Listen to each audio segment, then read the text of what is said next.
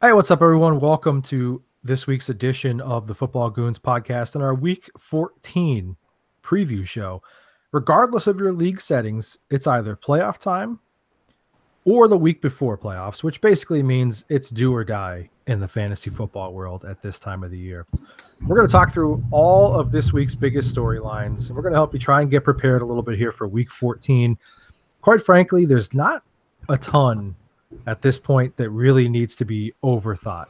You're kind of playing your best players that are going to give you your best shot, but there are a couple unique situations in between that we'll discuss here. So I just kind of wanted to throw this out here from the start, kind of give us like a 10,000 foot view of where you guys stand right now from a fantasy perspective with your personal teams. I am technically still alive in all 7 of my personal leagues. That is in part because one of the regular season's last 14 weeks. I will be done next week, however. But the other 6, I am alive and kicking. I have one where playoffs are decided this week, so we'll see if I get in or not. I'm currently on the outside looking in, but I have a great matchup. The rest I'm in, and I'm ready to roll. I have 3 that I'm in. There's I can't be out, and I have 1 that I'm done. You were done in October. I wasn't done in October. I was mathematically eliminated last week. He was mathematically eliminated during Thanksgiving dinner. Yeah, I'm in 3 leagues. The one I'm in with you guys got a bye this week. Then my work league, I'm in 4th place. Have a really good team. I love I've had a 6-game win streak going into playoffs. And then the league I'm in with just Miles. I have by far the best team, at least in my humble opinion, and maybe the best team I've ever had in fantasy football. And I'm fighting for a playoff spot with Miles this week. Yeah, it's very possible. If one of the other matchups goes the wrong way, then Deal and I have a play-in game. Yikes. I'll agree that I think he has the best team in that league. If not, definitely one of the top 2. But I'm hoping that the fantasy gods. Your league does play-in games? No, well, it's just technically a play-in game. It's our Week 14 matchup, and we're head-to-head. And we're currently 3rd and 4th, and the 5th place guy's not going to catch us in points. But if he wins, then the loser of our game will be out. We have the same record. Yeah, all 3 of us have the same record. Oh. All right, so for mine, I've only got 2 teams this year, which has been kind of refreshing in a weird way. Yeah. Sounds terrible. No, it sounds awesome. It's actually really nice. My one league, man. It's what makes this great. Yeah, I mean, my one league, I've got a juggernaut team. I should say I had, because I'm just ravaged by Melvin Gordon going down and then Kareem Hunt, getting suspended. But it's like Deal said, it's one of the best teams I've ever had. I just lost last week, trying to fill in the gap at running back, and I could lock down the number 1 seed this week in that league. I could lock down the scoring title. I was a winner of 7 in a row in that league, and I lost last week, so feeling pretty good about that team. I also have a juggernaut team in our league. I clinched my playoff spot this past week with a loss by only 7 points. So if I would have lost by 8.9, I would have been out. But because Golden Tate decided to sit out the last drive, I'm okay. So, and it's one of the worst teams I've ever had in my entire life from a perspective of they always have great matchups, but they just don't score any points. So I'll agree that's the worst team you've ever had. Yeah. Since last year. Constantly have, those green top 5 matchups, but they score don't matter. They score 9 points. So it is what it is. That's the quarterbacks. Yeah. My running backs only get me 6. All right, let's look at some roster related stuff for this week here. Some of the deeper lineup decisions that might be coming up here in light of injuries or some tough calls this weekend, or just some fun questions that I wanted to throw out there. Again, not a ton of this isn't rocket science this week. if you've got studs, you're playing your studs. If you got a tough decision to make, maybe we'll talk through it here. But among the top running back pickups this week, get ready for this list because this is some world beaters. Which one do you have the most confidence in to produce if he's needed on your roster this week? We've got Jeff Wilson Jr., Jalen Richard, Jalen Samuels, or Justin Jackson. Those are the 4 top running back pickups this week. So just curious, is there a guy here that you feel like could be productive for you this week? It's crazy we squeezed in 2 Jalens in that short list there. Yeah, I mean, that's... I went with Justin Jackson. I mentioned him last week. Talked about how he was worth picking up. Yeah, Philip Lindsay just had something like 1 billion yards and 2 scores against the Bengals last week. So if I was in a tough spot here, I'd play Justin Jackson. Yeah, it's funny because I struggled with this question, not for the reason I would have thought I'd struggled with it like week 1 if you asked me this question. Because the first thing I would have done week 1 is looked up who Jeff Wilson is. But honestly, I struggle with it because I think they can all produce at least some this week. That's crazy too. James Conner is already out, so Jalen Samuels has to be on your radar. And I know that there's a huge Twitter fight with Yahoo going on right now because they do not intend on removing the tight end label for him. Yeah. So there's going to be playoff games decided because possibly a feature running back is playing at tight end for people. I do like Wilson. The volume should be there for him. Ultimately, I did also land on Justin Jackson. Eckler looked terrible last week, and I think if San Diego is going to do this right, they'll return him back to his role and put Jackson in Melvin Gordon's role, maybe to a lesser extent, not quite the touches Melvin Gordon gets, but ultimately it boiled down to I am done not playing players against Cincinnati. I want to play everybody against Cincinnati every single week, and this week that's Justin Jackson. Yeah, I went Samuels here just because who's ever in that offense seems to be productive. Like they have such a good passing game that like the running game almost gets overlooked. And it's like I'm not saying that Bell and Connor aren't special players, but like why can't Samuel do that role? Like I have so much fear that everybody's going to go on at Jalen Samuels and Stephen Ridley's going to get 23 carries. Yeah. It's definitely. I'm not saying it's not possible. Really stranger things have happened, but I mean, I'm going to trust the guy that's already getting touches in that offense more than I'm going to trust the guy that we haven't heard from in not even like 13 weeks, but like 4 years. No, last year he was their lead back the last week and he dominated. Yeah, when everybody was sitting out and it didn't matter. Like, I mean, that's what he's going to be this week too, though. Yeah, right. I mean, it's essentially a garbage time play that they didn't expect, but it's still garbage time. I mean, Samuel only touched the ball 5 times last week. It's not like one just happened to be a touchdown. Yeah, he has 12, and so he has 19 touches this year. I'm not banking everything on that. Hey, if I can stick him at tight end instead of Jay Uzoma, then yeah. I hate that part. The only league that I would actually play him at tight end, I didn't get him in. Wait, is he still labeled that way? Forgive my ignorance. Is he still labeled that way in daily as well? He never has been. No, he never has. Yeah. So, what do you guys make of the thought, though, that Mike Tomlin basically came right out and said, "We're taking a committee approach until James Conner is back"? So, doesn't that kind of smell? Why wouldn't you? Yeah, but doesn't that kind of smell of like, look, Ridley's been around with the team. He knows the system. Like, he's going to be your first and second down guy. So I don't know. I don't trust it. Yeah, I wouldn't be surprised if for once Pittsburgh treats the running back position like it's 2018, and we'd see a lot of guys. I agree with that, but I think that it won't be like a cut and dry split where one guy's a first and second down, one guy's third down, because they're both receiving backs. They both can run between the tackles, at least to some degree. So it might just be whoever's hot or just whoever's not tired at the time. Right. Yeah. I don't trust anything Mike Tomlin says. I feel like everything he says sometimes has like a shade of. It's a lie. Yeah. Okay. I wasn't gonna say it like that, but dude's a cheater. He trips people on the sideline and he tells people, the opposite of what he's thinking. Like it's Mike Tomlin. Yeah. I'm going with Jeff Wilson Jr. this week just because. Of course you are.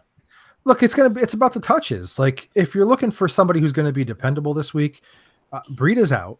So what else do they really have? He had 15 carries for 61 yards last week in a game where the game script got out of hand for them really quick. I don't expect 73 yards in the air too. Yeah, he had 8 catches for 73 yards. So I mean, he didn't score a touchdown, but if you're telling me that with 23 touches in a game where the game script got away miserably and they had to throw it a lot. Now, I don't think it's going to necessarily be too much better against the Broncos, but I think that might be a closer contest for maybe like a quarter and a half than last week was. So, the Broncos offense, for as good as they are, like they're not the quick hit style offense. So you have more of an opportunity to kind of play a little back and forth with them before it gets carried away. But I don't know. I just think for volume sake, I would go with Jeff Wilson. That's just me though. All right, wide receiver is a deeper position in general, but if you happen to have lost AJ Green again this past week, or you're rostering, a struggling player like maybe an Alshon Jeffrey or somebody in that ilk, and hopefully you're not dealing with both of those things on your roster at the same time. Which wide receiver pickup is most likely to have the best week? You've got Adam Humphries in Tampa Bay, Dante Pettis in San Francisco, or Curtis Samuel with the Carolina Panthers. I landed on Pettis on this one, and you guys will see the article tomorrow on footballgoons.com. He is my goon of the week. I went with Dante Pettis for the Niners. Kyle Shanahan's offense has a major role for the number one receiver, and right now that's him. I am seeing that it's possible Goodwin comes back this week, returns to the team. He's actually supposed to have gotten back there today. I didn't see if he did officially, but that said, I still think Pettis is the number one guy. He's got nice connection with my boy Nick Mullins, for whatever that's worth. But what you do see is a guy, the same thing you saw at Washington, with the ball in his hands is a scary player. And then on top of that, Denver's been okay, but Chris Harris fractured his fibula. He's gone. Yep. So I'm no longer near as scared of that secondary as I was. I think that game has sneaky potential to be like a really high-scoring game and one that gets largely ignored in fantasy circles. So I really like Pettis. I like Humphries too because New Orleans hasn't been able to cover the slot all year.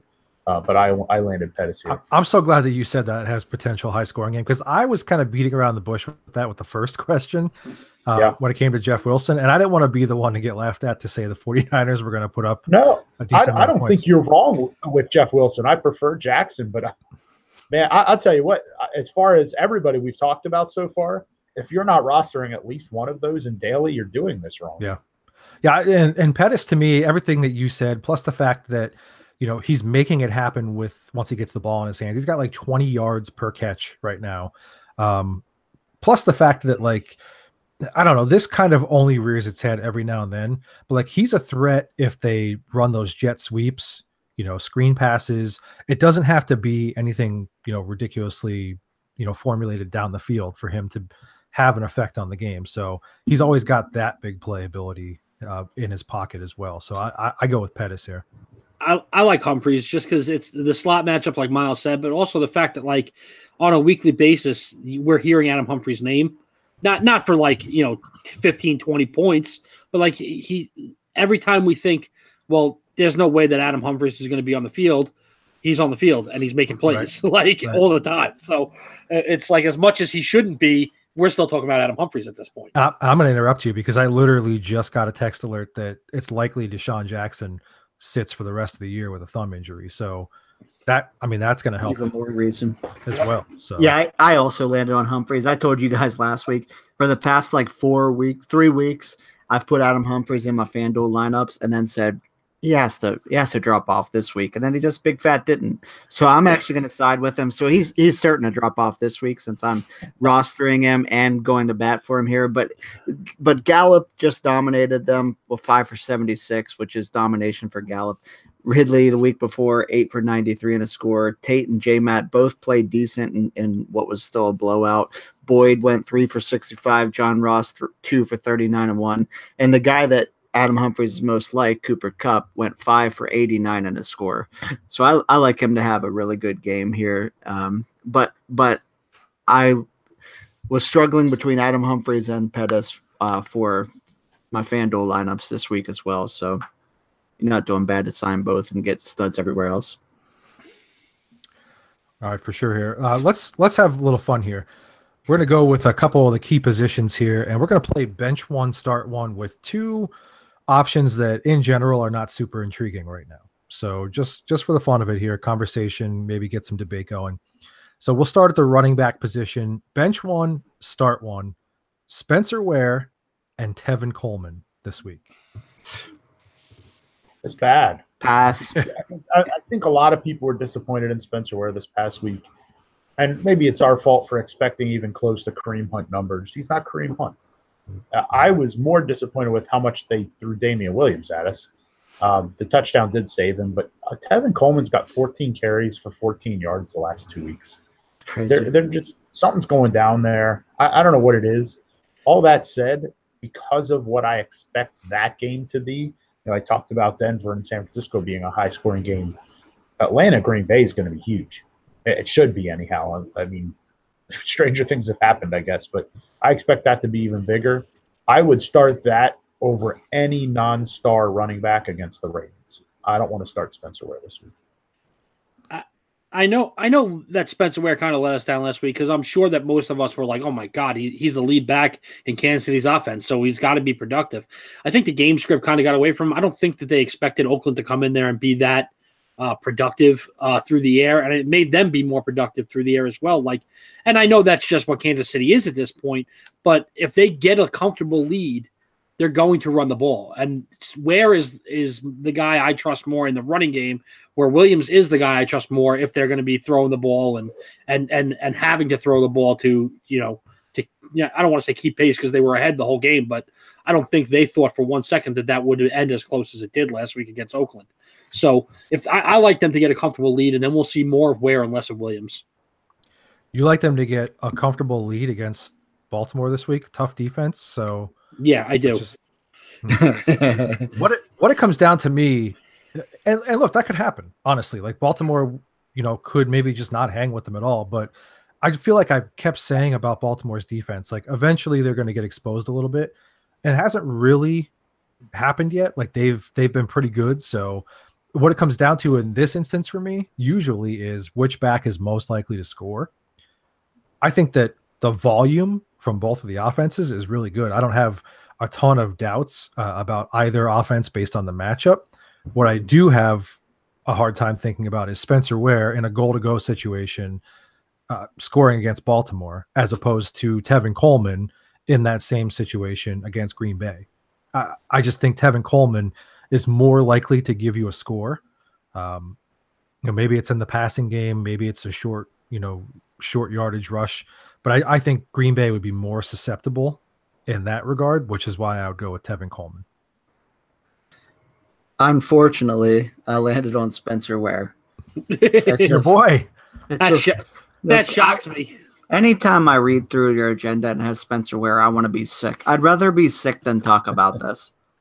But I that is the reason why I said, because I think that he's still part of the passing game. Tevin Coleman is apparently just not a part of any part of the game there anymore. I don't know what in the world is happening.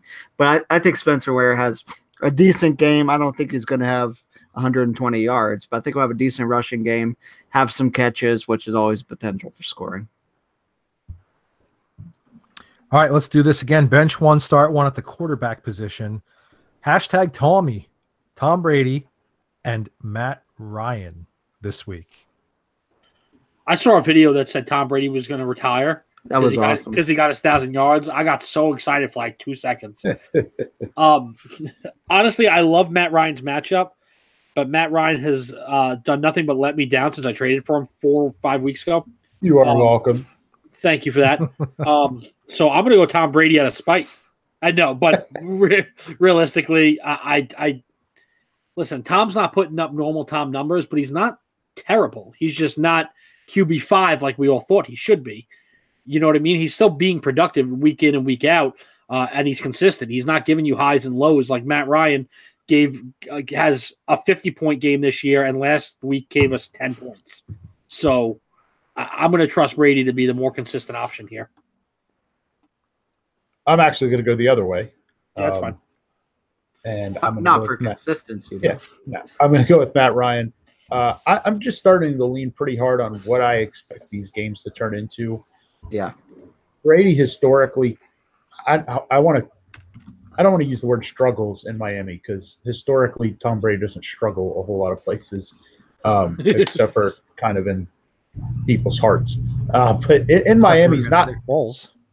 Yeah, he struggles a lot against Nick Foles. That's what I've heard. But Miami's not his best stadium. I'll put it that way. And also, the passing game is not where you destroy Miami. It's on the ground. And I expect this to be more of a Sony Michel, James White game than a Brady game. That said, he could still do whatever he wants to because he's Tom Brady. But I kind of already talked about this Atlanta-Green Bay thing, and I think Matt Ryan's going to have an opportunity to put up a lot of points. So I'm going to go with Matt Ryan here. Yeah, I also went with Matt Ryan. Basically the exact same reason. I like him against Green Bay. Their defensive backs have been a lot better this year, but I like them to throw the ball a lot and have a bounce back game. Yeah, I'm going with Matt Ryan here as well, just because I feel like he's the safer bet to have a multiple touchdown game here. Yeah. Just based on what they're going to have to do to attack that Green Bay offense, basically. And look, you kind of mentioned Brady's weird, not really struggles, but his performances against the Dolphins, they've not been really that great. He's played them 32 times, 6 times he's had more than 2 touchdowns. It's not a terribly high percentage, and a lot of that was very early on in his career. Lately, he's had some pretty subpar games against them. His ratings have been around like 59, 76, 69, 69, 85. Like, in general, when they play against Miami, it tends to be an ugly game. And lately, it feels like Brady's doing really all the work between the 20s, and then some unknown commodity is running it in. So if you want to hedge your playoff performance on Tom Brady this week and then watch James Devlin score twice, I mean, more power to you, but it just feels like the kind of thing that's going to happen to you, whereas like Matt Ryan has to be the guy. I just don't see any other way. I'm also really bitter because I did watch James Devlin score twice last week when it should have been Tommy. So, but I digress. All right, let's do one more here at the tight end position of all places. Bench 1, start 1 this week. Evan Ingram and Trey Burton. Well, they tied to have as many points as my kids last week, so that's good. Yeah. Ultimately, I'd go Trey Burton here. I don't trust Evan Ingram to be on the field at all. Burton's at least playing. And they should get Trubisky back this week, which changes the offense back to something that favors Burton a little bit, which is to say they'll move the ball. So I do think they'll be better in the pass game ultimately, and he'll get involved. I think he's been one of the bigger fantasy disappointments this year. He's supposed to be one of the guys that brought tight end from like desolate into you're okay if you don't have one of the top couple guys, but he struggled. But I just don't trust Evan Ingram, even if he's active. We just saw it 2 weeks ago. He was active and didn't play. So I just don't trust him. Yeah, I like Evan Ingram more than I like Trey Burton, but with Mitch Trubisky back, that their offense is just going to be different. It just is. I mean, Chase Daniels is.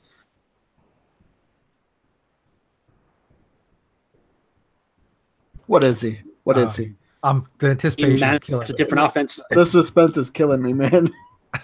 Was I frozen again? He froze.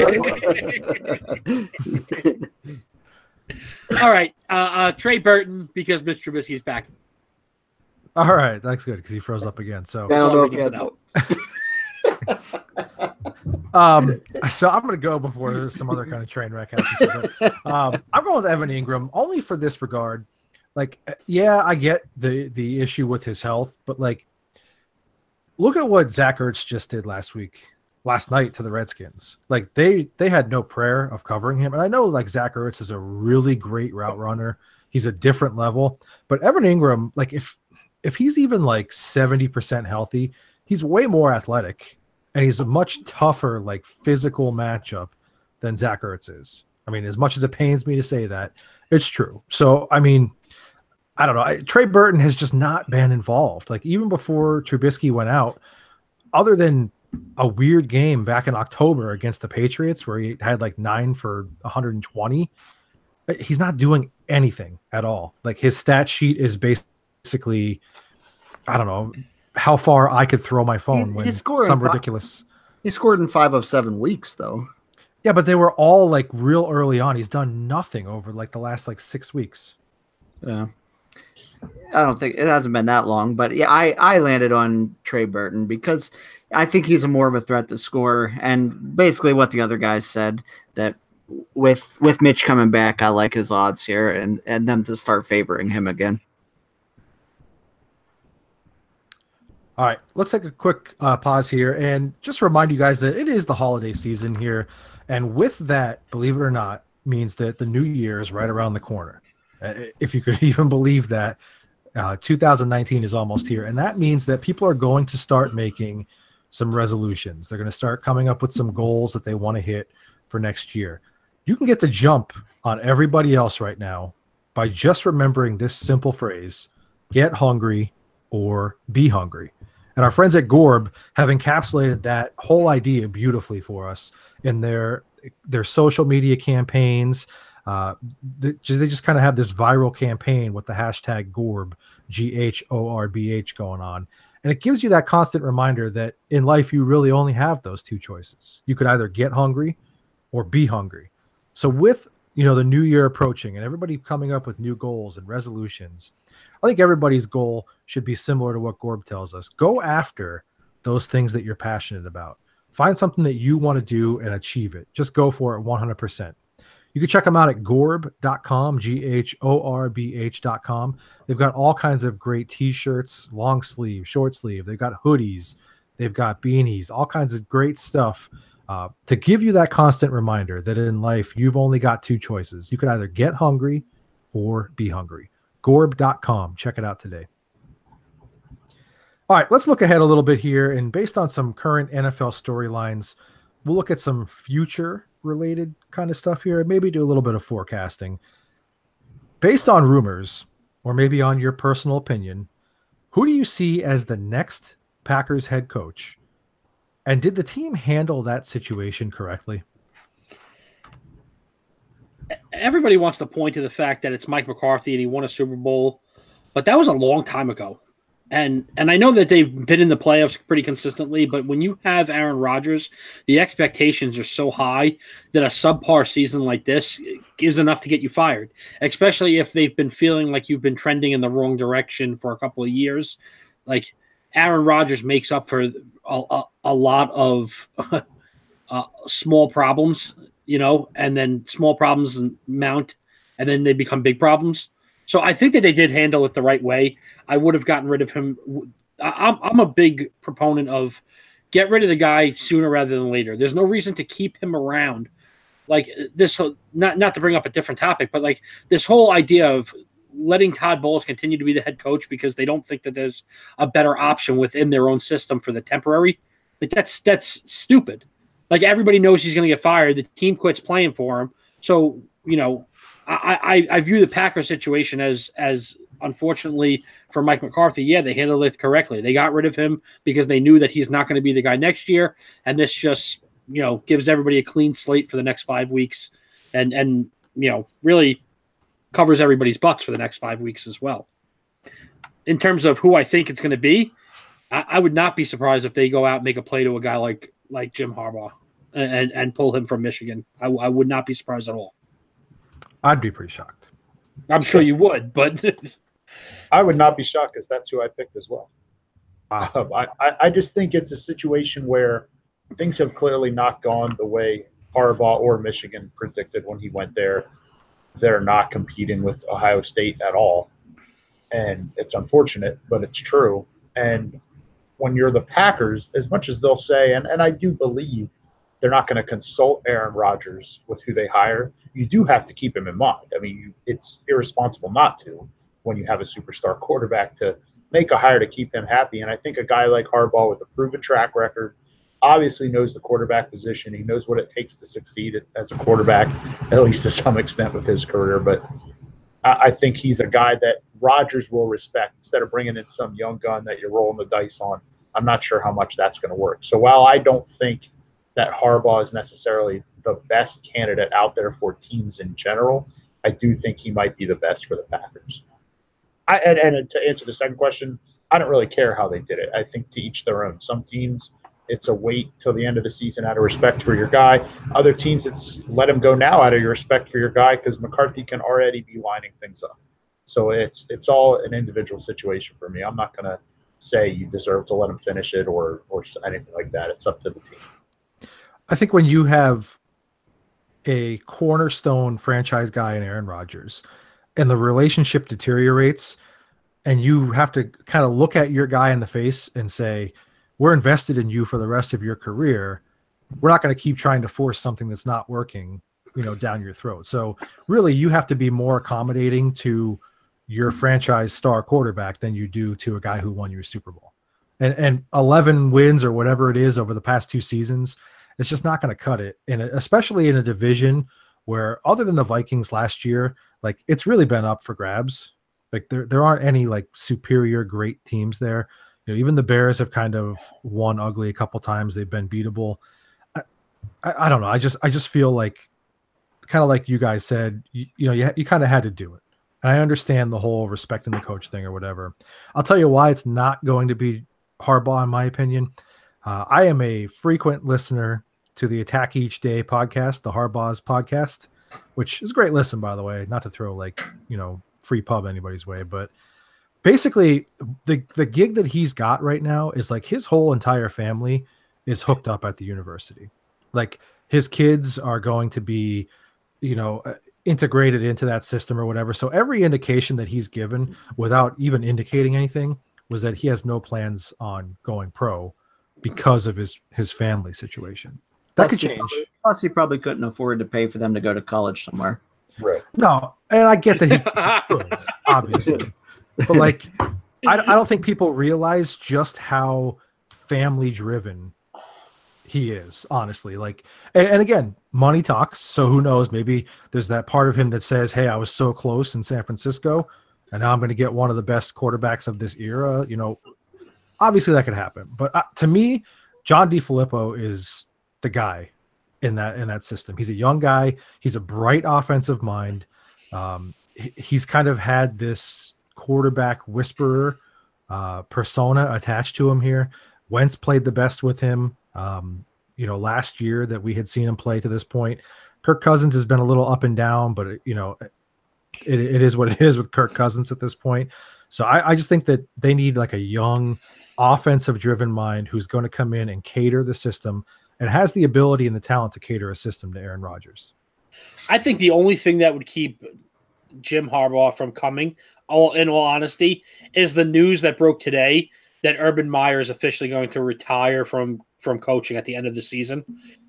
And the reason I say that is, listen, I could see Jim leaving because he has not been able to. I'm like, this is not a slam on you, South, so please don't take it that way. He hasn't been able to beat Ohio State. And like, he's not going to keep fighting that same battle and not be able to win the Big Ten because he can't beat Ohio State. Now, with Urban leaving today, I could see that changing his mind to some degree. He could say, okay, now this thing is wide open. I was already the second best team, and now Urban's gone, and, I'm going to be the best coach in the conference again. So I could see him staying for that reason. But other than that reason, I think the Packers are going to make a very attractive offer to him. I think this could be enough to take Bruce Arians out of retirement, but not who I landed on. I landed on Pete. I'm going to jump in. That was my second answer as well. Bruce Arians. Is my second. I landed kind of along the same lines as South. I like Pete Carmichael Jr. It's easy to call plays when you have talent. Part of that talent he's had for quite some time now is Drew Brees, who's in conversation with Aaron Rodgers for one of the greatest of all time. So it could be his opportunity to move into the head coaching realm and not drop off much from Drew Brees to Aaron Rodgers. You said drop off. I love that. All right, so we got a small sample size to this point, but is Lamar Jackson the guy moving forward for the Baltimore Ravens? I want to say yes, but the improvement in from year 1 to year 2 in the passing game has to take place. Because like right now, we already, and I'm not comparing them as players, but we already saw somebody be able to come in, and we've seen it a ton of times.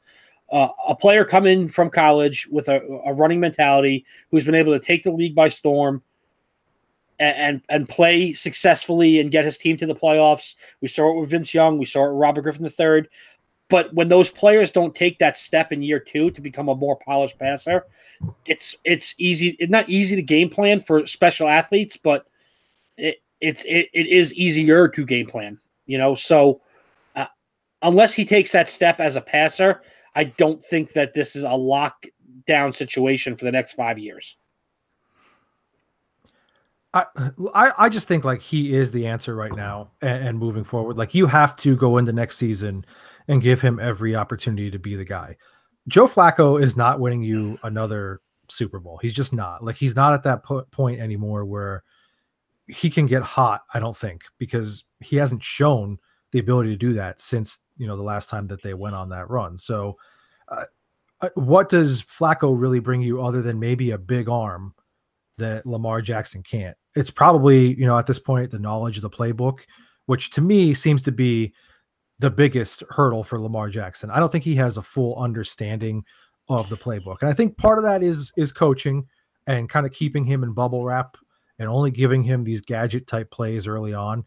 So I just look forward to a full offseason with him trying to get a better understanding of this offense, because really when he does pass, it's fairly effective. I mean, he's completing 60% of his passes, which I know in today's NFL isn't great, but considering that, he's still trying to figure this offense out as he goes as a rookie, get it used to and adjusted to the speed of the game as well.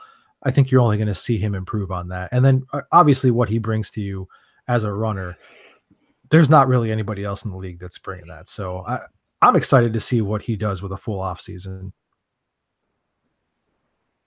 Yeah, I don't have anything to add. I agree completely with what you said. So he's the guy. I think he's going to be a really good player. Of course, he needs to progress. Very, very, very, very, very few, aka no one, comes in as a rookie and is good, like good to go forever. So I mean, he is what we all expected him to be coming out, a great runner with some passing skills, and that's your NFL staff's job to polish him. I think he's going to be all right.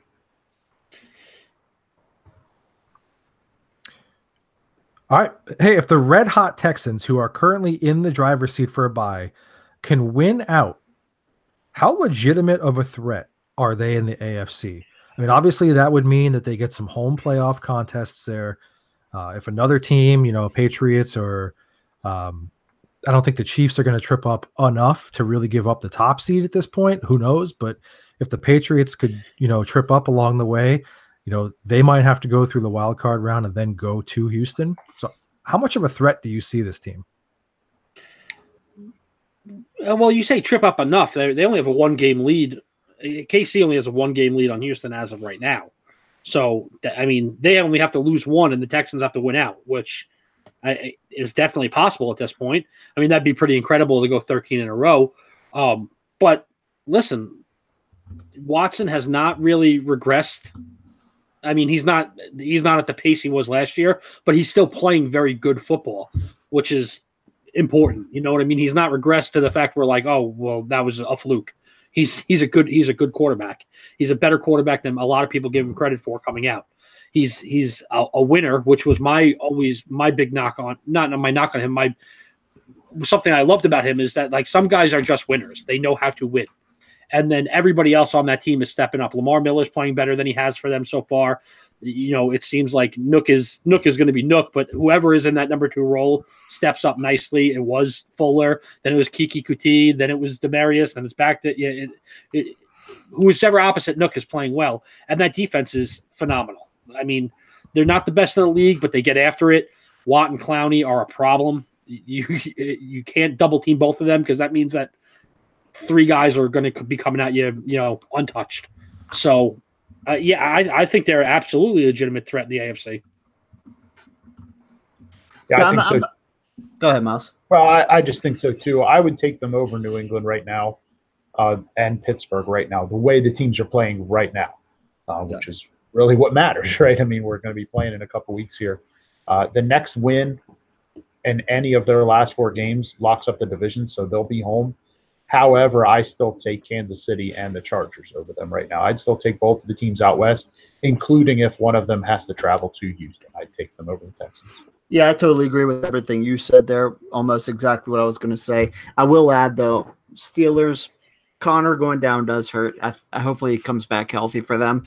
But they're the kind of team that get this wake-up call and then just go bananas, which I could totally see them doing, just going on a ravage now and just routing everybody on the way to the Super Bowl. So I hope it doesn't happen. I'm not speaking it into existence, but they're definitely that team. They always have been. Yeah, I guess what really surprised me about this is that everybody's kind of talking about how hot the Texans are.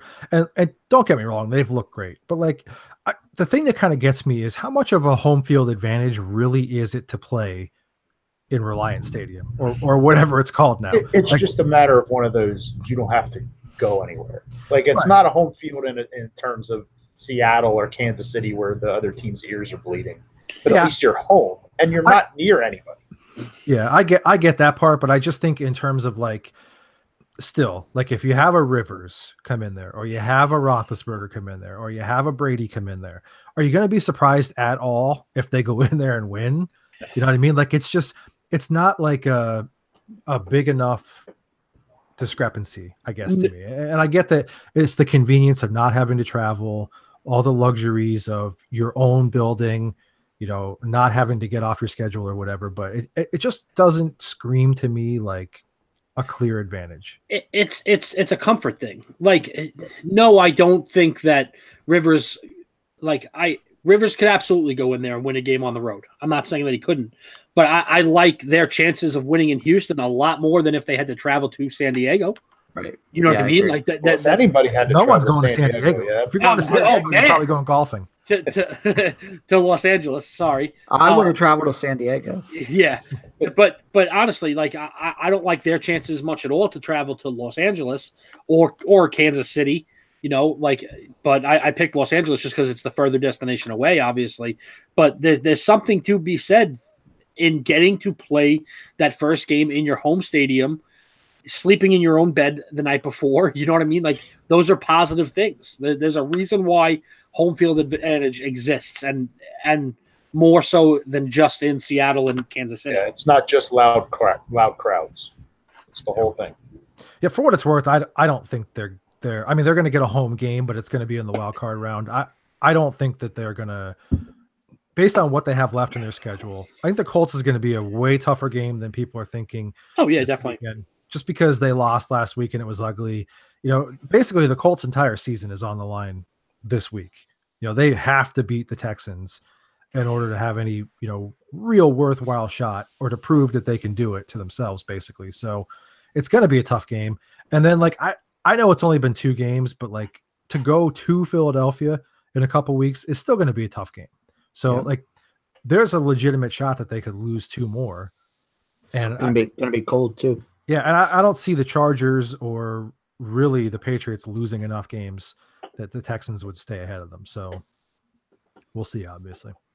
All right, give me a head coach who people aren't really discussing right now as a hot seat candidate, but you believe that they are likely to or really could be fired this offseason. Not all at once. I started talking to on mute. I'm not sure how strict you were with the not being talked about. I have heard this murmurs more than like a popular name. I think Ron Rivera is in a ton of trouble. Carolina's now lost 4 straight games after being 6-2. I mean, they were sitting pretty at wild card at worst and potentially challenging the Saints for that division crown. I mean, like I said, they lost 4 straight, and their 4 remaining games are 2 against the Saints. So if you can't turn it around quick, you go from 6-2 to 8-8 or worse. That's now missing the playoffs 2 years out of 3 since the Super Bowl berth. Those are the types of things where it's like that classic Andy Reid, maybe even McCarthy now, where it's like, hey, you're still a good coach, but the message is just stale. It's unfortunate. It's an unfortunate reality about the coaching profession. You can't do it in the same place for 30 years. The message just gets stale. It just does. Yeah. No, I agree with you 100%. And I didn't think anybody else would have it. So I'm kind of glad that, somebody else sort of agrees here. But, everything that you said and the fact that, like, I don't want to say the window's closing because Cam's still young, but, like, how fast that window shuts. His body isn't, though. Right. Like, he's taken a beating. And they've kind of proved that by bringing in Norv Turner and, opening things up a little bit on offense that, by changing the philosophy there, they've been able to be successful. So I don't think it's necessarily, Norv Turner that's going to be the coach, but I think that you need somebody that has, like you said, that different voice, because whatever the message was there in Carolina, it's now lost on that team. They're not the same kind of team that they had been previously, where they were efficient on offense. They were physical on defense. They just look really sloppy. They look undisciplined across the board. And that's really been the downfall of a lot of really good head coaches over the years, when your team starts to play really undisciplined football.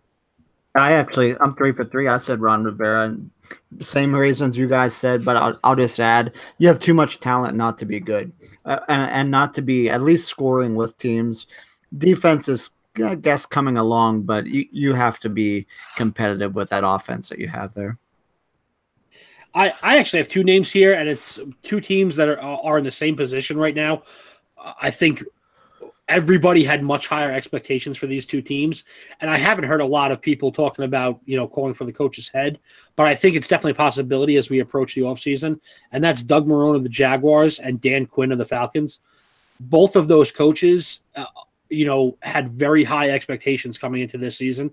Both of those teams were expected to be playoff teams. The Jaguars were supposed to be, ready to take that next step. And all we're seeing is that Doug Marrone did not do enough to address the one glaring issue, which might have held them back, which was quarterback. And, Dan Quinn, that offense should be scoring 35 points a game, and they're not. And I understand that Freeman being hurt, definitely hurts their team.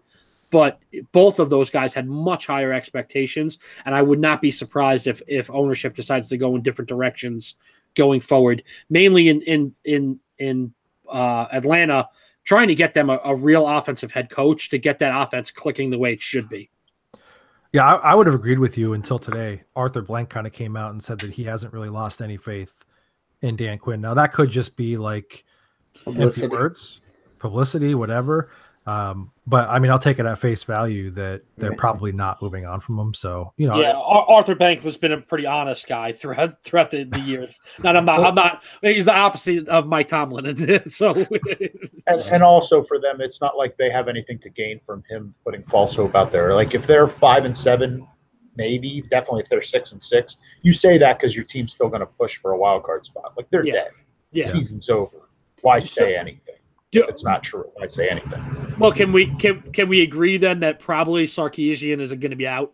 They need something fresh. As a fantasy player, God, I hope so. Yeah. I know Matt Ryan up until like 4 weeks ago was like QB2, but like they should be scoring a lot more than they are. And I don't mean Julio Jones. I mean the Falcons. Like they should be scoring more points than they are. Yeah, just full disclosure. I mean, you said as a fantasy owner, you pray that he does, but for our good buddy Will, who just inside info, like has had to endure like all these crazy great expectations, just dying inside. These great teams that just kind of underperform all the time. Like for his sake, I hope he's gone. It's just And as a football fan in general, like I don't want to see Julio Jones and Matt Ryan, like these guys not be wasted, show off. Yeah, like they're not wasted. It's a good. They are wasted numbers, but like they should be jaw-droppingly fun to watch. They should be the Chiefs in the NFC. They should be the Rams and Chiefs. I mean, they should be the greatest show on turf, and they're just not. All right, let's have some fun here with this question. In order of first to last, give me how much longer you see the big three of the 2004 quarterback class playing. That's Eli Manning, Ben Roethlisberger, and Phillip Rivers. No JP Losman in this question? I know. I left him out of courtessy. It just would have been nice to know to get one right. Just mention the Redskins might have just called him. I'm not sure. Well, I mean, my answer, I think the obvious one for me is that Phillip Rivers is going to be hanging on the longest. Yeah. Because he now has to pay for a 9th kid on the way. I was going to use that same argument, man. Stop. That's a lot of kids. That's a lot of kids, man. You gotta play until that kid goes to college. Yeah, I mean, you play. He and his wife jump in. There's a team right there. There's a lot. How nice of 15-passenger vans do they make? Like, what can you drive, man? You drive one of those. Mercedes. You got to split up the troops. Mercedes makes one, so I'm going with Rivers. I mean, joking aside, he's also still playing the best football, I think. Oh, yeah. And that's all due respect to Ben still putting up numbers. Eli is actually secretly having an okay season. And for his standards, it's like an all-pro season. Because he's still that's got to be real secret. Well, he only has 8 picks, so it's a miracle. But I think it's time. I'm giving Eli next year. The Giants have to draft quarterback this year. But from everything I've read so far about this draft class, there's not really one ready to roll. So it's a great draft and stash year. So I'm giving Eli one more. And I don't see Pittsburgh being the type of thing that moves on until Ben's ready, and he doesn't strike me as ready yet. So I'm going to go Rivers the longest, Ben in the middle, Eli's done after 2019. I'm going to go Rivers the longest. I think makes the most sense. I think he is. I don't think it's a knock on Ben. He is playing the best football of the 3 of them right now. He's had, in my opinion, he's had the best career, and he's the only one without a ring, which is really sad. But that's the way football goes sometimes. I'm going to go Eli next because the Maras are loyal to a fault, and they will let him play for as long as he wants to play because his last name is Manning. I love it. It just is. And I hate to say it, but it is. And then I'm going to say Ben retires first because, honestly, I don't think Ben's body can take the beating that it takes. Like, Eli gets hit because his line is terrible, but he's not getting hit the way Ben is getting hit. He just isn't. Because he falls down. He falls down, and Ben stands there and takes shots from 250-pound middle linebackers and 300-pound D tackles on a regular basis. Let's call it what it is. Eli's a tough dude. Like, we give him a lot of crap, but he doesn't miss any time, and he gets drilled a lot. Ben is a drama queen. Let's just call it what it is. He's pretty tough dude, man. He's a tough dude, but let's be honest. Like, I think some of that is like playing it up to try and motivate his team. I really do. Maybe. I actually agree with Rocco though in this regard. I got Eli in the middle just because it feels like Eli is just one of those guys that might hang on longer than he should. So even if the Giants decide to move on, he may end up playing one season somewhere else, in Jacksonville kind of for Tom Coughlin, trying to get them to win a Super Bowl. Yeah. I mean, are you going to be shocked if the Giants decide to move on this offseason or whatever, and then he goes to Jacksonville for a year? Nope. You know what I mean? Like, I wouldn't be. I also wouldn't be shocked if, Ben says this offseason, I just physically can't do it anymore. You know what I mean? Like, there's only so much wear and tear that a guy that big who, moves around and gets beat up as much as he does can take. And when I say drama queen, like, Steelers fans, don't get freaked out on this. Like, I'm saying, like, I agree that he plays hurt and he's a tough guy, but I think a lot of it is a motivation tactic. I really do. Could be. Yeah, I had Rivers, Ben, Eli. I think that Eli gets pushed out sooner than later, and they're going to keep drafting pretty high. They're going to get a guy where Ben, I think. Ben, we haven't really seen a drop-off, so I think he's going to play basically as long as he wants to. Yeah, I think the only thing I would say about that, too, is the Giants, Eli's at least their starter for next year. Because even if they draft a high quarterback this year, none of these guys are ready to start week 1 next year. So Eli is penciled in for 2019. If they don't settle on one of these guys, Eli's penciled in for 2020, too. You know what I mean? And I don't know that Ben's body can literally handle 2 to 3 more years. I don't know that it can either, but I also I don't think they're going to win the Super Bowl this year, but they could make a run at it. And he's not the kind of guy that's going to make a run at it and then be like, that was good enough for me. Yeah, and you're saying penciled in. Just remember, the most dangerous weapon is the eraser. Just remember. Dumbest thing you ever said. I mean, nothing's close, man. Guns in my head. Nothing's I can't think of something worse than that. That's nothing close, man. That's wisdom for you. When you realize what it means later, you'll say, "Oh man, that's real deep. That's good." Dude, nothing worse. You've never said something worse. You've said so much stuff, man. All right, we saved probably the most controversial one here for last. That was the college football playoff committee. Just end on that, man. No, we're not rebounding after that. Did the college football playoff committee get it right? And if not, what would you have done? Now, I'm going to preface this. We can't expand it to 6 or 8 teams. You know, That's we have to go by. We have to. You know, I think everybody wants to do. But given the current format and not being able to adjust to that, do you believe they got it right? And if not, what would you have done differently? Yeah, they nailed it. And I say that as our resident Georgia fan. This is it should be the way the system's set up, which is a flawed system. Obviously the top 3, nobody in the world's debating the top 3. I mean, they're all undefeated teams, 2 conference championships, and 1 team that's too scared to play in a conference. Rock, you knew I had to throw it at you, dude. But I don't understand. As well as, listen, Georgia had Bama for the 2nd year in a row. They kind of had them. As well as they played, and as much as I think Bama's going to destroy Oklahoma. And it's funny that Georgia now gets Texas, who beat Oklahoma earlier. Georgia's going to kill Texas. But the point is, the way the system's set up, you cannot put a 2-loss non-conference champion in over a 1-loss conference champion. You just can't do it. I don't buy that. I don't like. It's not an eye test. Georgia's the better team. But that's the thing. Team. They're supposed to be putting in the best 4 teams in the country. And you and I both know that's not what they're doing. But that's what it's supposed to be. Yeah, but then you're not answering the question, Miles. Did they get it right? Not based on how they've always done it. Did they get it right? Did they get it right? In my opinion, that's the question. I think the best way, and I sent you guys this tweet, and I saw it. The best, and this was before it was released. The best way you could put it was, if your goal is to pick the best 4 teams, it's Georgia. If your goal is to pick the 4 best resumes, it's Oklahoma. And it's always been resumes, always.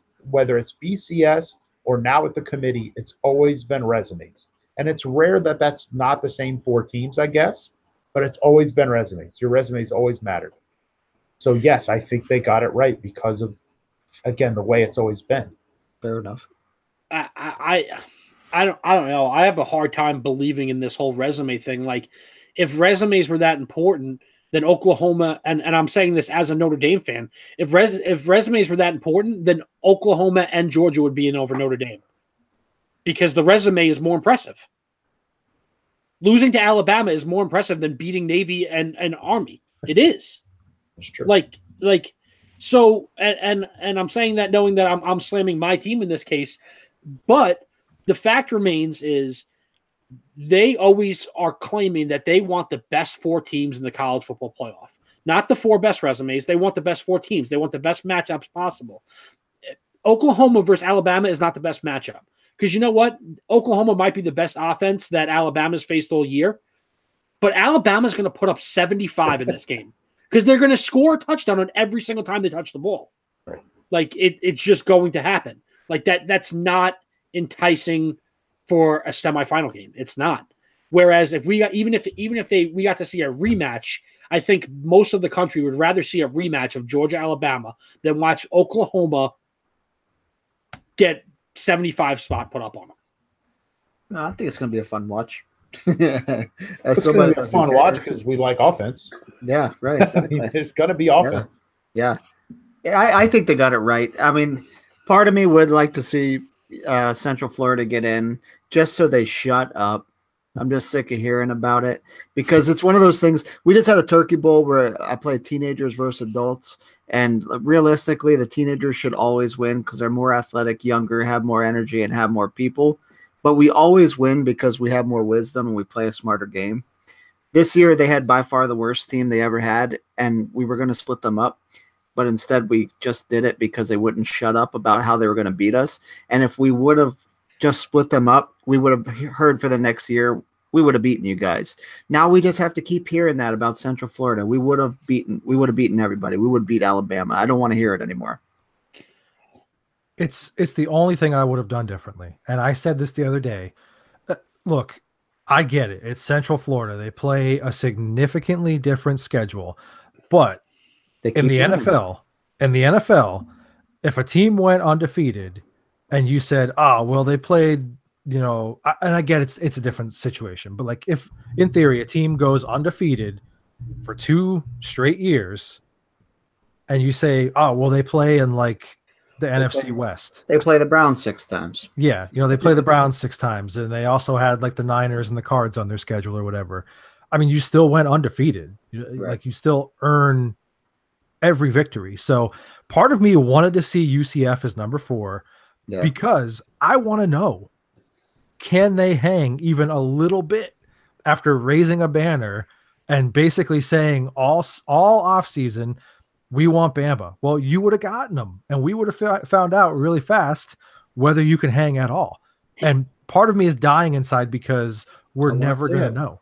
Here's a fun scenario, and this is why resume, although important, I don't think is everybody's determining factor or should be everybody's determining factor.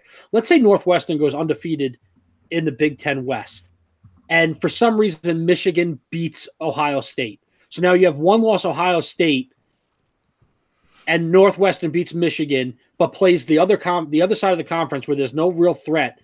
Is an undefeated Northwestern or a 1-loss Northwestern Big Ten champion better than UCF or 2-loss Georgia? No, they're not. They played a weaker schedule, and like that's why this stuff has to matter.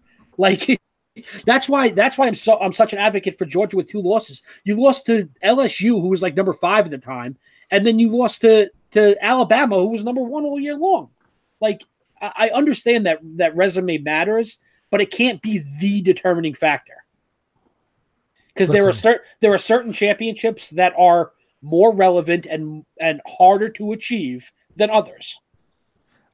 I'm not going to argue back on that one with you just for the sake of time here, but like when UCF rolls LSU in the Fiesta Bowl, they're going to be unbearable, and that's going to be 2 straight years that they beat an SEC team in a bowl game, and then we're going to be dying to know, like, hey, could they have even hung just a little bit with one of these 4 other 3 teams? You're telling me that you don't think UCF – all right, I get that Bama's not the great matchup for them, but, like, you think UCF couldn't potentially beat Notre Dame on a neutral field? I think they can hang with Notre Dame. I think they can hang with Clemson. I think Clemson's extremely overrated and listen, I like Clemson. I think they're a very good team. I don't think they're as good as everybody makes them out to be. Again, because their quote-unquote resume is not strong playing in the ACC. The ACC is not what it used to be anymore. Yeah, I listen, I get the resume portion of it, but like Clemson's legit. I want to see it, man. I want to see them play both of them. Yep. Back-to-back. Play day-night doubleheader against those 2. This whole UCF argument is the same thing as can Bama beat the Jets? Like everybody says, not really. It's an NFL team. No, it really is. Like Bama for all the arguments, Bama has 22 guys on that roster right now, at least, that are going to make the NFL. No. What do you mean no? I'm not saying they're 22 starters. I'm saying they have 22 players on their team that will be in the NFL within the next 4 years. Okay, and the Jets have 22 starters, like bona fide starters. Whether or not you love them or not, they're bona fide. I see Miles shaking his head too. They're really not. But what I'm saying is like that to me, that's the jump. You have a non-Power 5 school that's undefeated against Bama, or Bama going against the worst team in the NFL in the Jets. No, it doesn't compare because the playing field's not even. Like these are full-grown men, full speed, totally different speed that the game is played at. Like that's the thing that people always forget. And everybody's like, yeah, well, Bama's defense flies around and this and that. Like, but how many of those guys go to the next level and just fade out completely? they just fade out completely, though. You know what I mean? Like, I know that a lot of them are still hanging there too, but like, I would say, you know, a good 70% of them just get to the NFL and realize, hey, I'm not quite what I thought I was. So look, I hate that argument, which is why I'll always take like that stance that it's, you know, it's the Bama NFL thing is garbage, but like the playing field is much more level at the college level, even with UCF. All right. Well, apparently we should argue about college football a lot more often. So maybe we'll do a little bit more of that here going forward. That's it for this week's edition of the show. We want to wish everybody good luck here at week 14. If you're in the playoffs, best of luck to you. Unless you're playing one of us, then we hope that, you fall flat, quite honest with you. Be sure to keep up with us this week. Facebook.com/footballgoons, @footballgoons on Twitter. Our YouTube channel here where we're live each and every week. For the show, you could subscribe, comment, leave different opinions, chime in on the conversation with us. And then footballgoons.com. You want to be there all week long. Tomorrow, this pod will be accessible from there. We'll also have our Goons, Ghosts, and Daily Picks for week 14. And then on Thursday morning, our updated week 14 fantasy rankings will be live. Best of luck this week. We'll catch you next time.